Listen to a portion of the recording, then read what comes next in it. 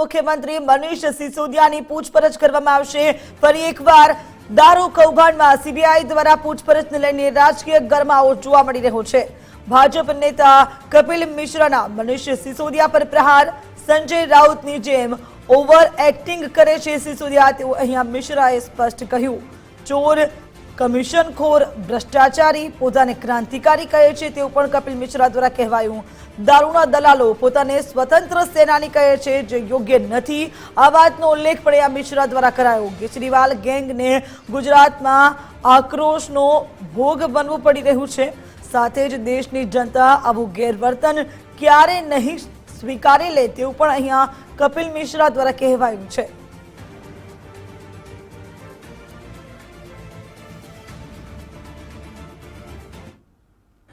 चोरी में, शराब घोटाले में, रिश्वतखोरी में, कमीशनखोरी में जेल जाने वाले मनीष सिसोदिया को भगत सिंह बताया जा रहा है, ताहिर हुसैन को राजगुरु, सत्येंद्र जैन को सुखदेव, और अभी कल जब खुद जेल जाएंगे तो अपने को नेताजी घोषित कर देंगे, सुभाष चंद्र बोस घोषित कर देंगे। क्यों? भ्रष्टाचारियों की सेना जेल की तरफ जा रही है, तिहाड़ चलो, इस प्रकार की राजनीति।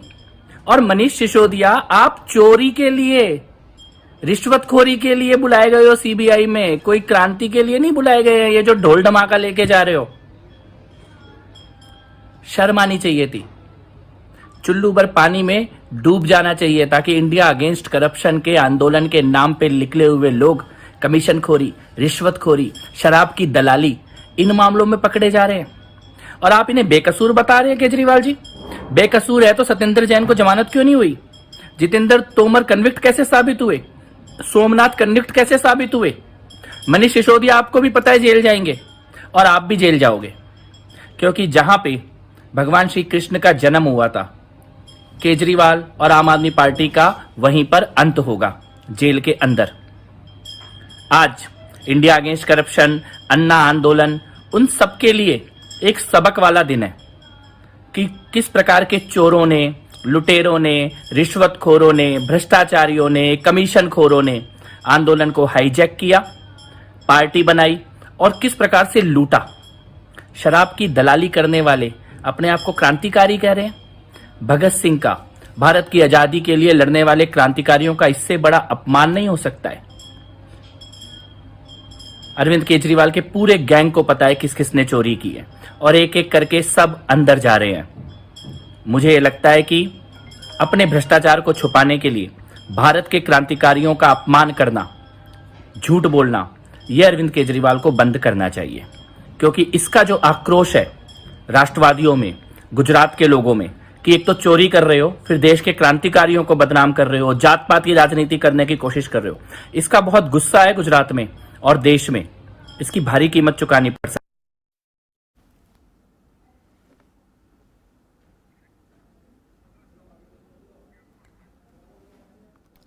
તો જે રીતે મનીષ સિસોદિયા કે જેમની આજે સીબીઆઈ પૂછપરછ કરશે, વધુ વિગતો આપણે મેળવીશું वैशाली पासेથી, જેઓ આપણી સાથે દિલ્હીથી सीधा જોડાઈ ચુક્યા છે। वैशाली, जिस तरह से कह सकते हैं कि मनीष सिसोदिया जिनकी आज सीबीआई पूछपरछ करेगी, कैसा माहौल है वहां पे? क्योंकि आम आदमी पार्टी है जो ज्यादा दिखाई दे रही है और वो बोल रही है कि ऐसा नहीं है, जबकि बीजेपी है जो एक के बाद प्रहार कर रही है।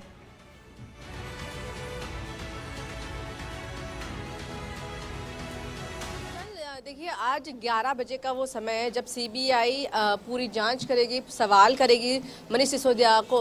आबकारी नीति में जो बदलाव किए गए हैं, अपने चहितों को जैसे लाइसेंस बांटे उन्होंने शराब के, उस सब को लेके ये पूरी जांच पड़ताल हो रही है। लेकिन उससे पहले जो पूरा ड्रामा हुआ, हाई वोल्टेज पॉलिटिकल ड्रामा आप उसको कह सकते हैं, कि सिसोदिया अपने घर से निकलते हैं, वहाँ से निकल के बापू को श्रद्धांजलि देने पहुँचते हैं राजघाट पे। उसके बाद में उनका पूरा जो उनका फेवर में जो लोग हैं, उनके पार्टी के जो नेता है, वो सब साथ में गाड़ियों में काफिला लेके निकलते हैं।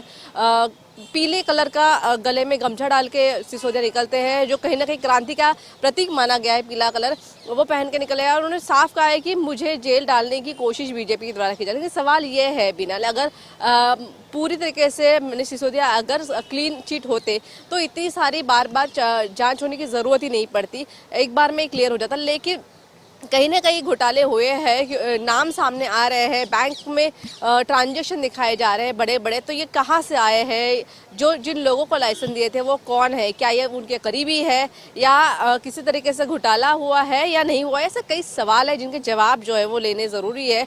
तो एक पूरी प्लानिंग के तहत कैसे सिसोदिया घर से निकलते हैं, पूरा काफिला लेके निकलते हैं अपने आप को क्रांतिकारी दिखाने के लिए। मनीष सिसोदिया के घर के आसपास धारा 144 लगी हुई है, जहाँ एक जगह 4 लोग इकट्ठा नहीं हो सकते, नियम है। उसके बावजूद एक बड़ी संख्या में लोग जो उनके साथ में चल पड़े। तो नियमों को ना मानना, अपनी मनमर्जी करना कहीं ना कहीं आम आदमी पार्टी की पुरानी नीति रही है, वो यहाँ पे देखने को भी मिल रही है। अभी सीबीआई अपनी जांच शुरू करेगी और जो सवाल है वो पूछेगी। एक नॉर्मल रूटीन बातचीत है, सवाल जवाब है जिनको सिसोदिया को जवाब देने हैं, लेकिन उसके लिए भी इतना high voltage drama. Gopal Italia का उदाहरण भी आप देख सकते हैं कि जब उनको एनसीडब्ल्यू में बुलाया गया तब भी वो अपना पूरा जो है काफिला लेके पहुंच गए थे, 100-150 लोग लेके पहुंच गए। तो ये आम आदमी पार्टी की शायद स्ट्रेटेजी रही है हमेशा से ही कि अगर कहीं बुलाया है तो अपना पावर दिखाओ, अपना जोर दिखाओ कि हम इतने लोग हमारे साथ में हैं।